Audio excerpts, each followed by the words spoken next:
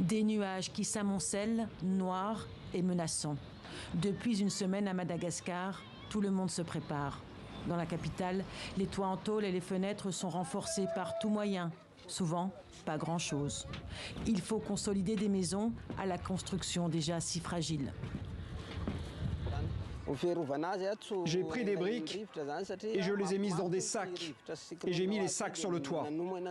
J'ai entendu dire que le vent allait souffler très fort. Ici, dans la partie basse d'Antananarive, quartier pauvre, les familles sont parmi les plus vulnérables. À quelques pas des habitations, ces cours d'eau qui peuvent déborder rapidement. J'ai vraiment peur parce qu'on dit que le cyclone va être très fort. Ils disent à la télé que les vents vont emporter les gens.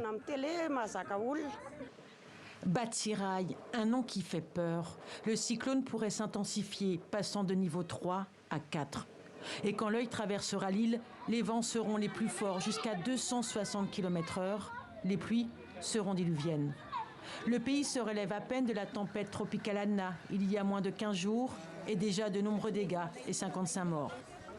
Des milliers de Malgaches ont déjà été évacués et sur les marchés, les habitants ont fait des provisions de vivres et de bougies avant de se confiner chez eux. On a peur que les prix augmentent avec l'arrivée du cyclone. On a fait des réserves de nourriture pour ne pas avoir à sortir de chez nous. Sur la côte est de la Grande Île, on prévoit des vagues d'environ 9 à 10 mètres.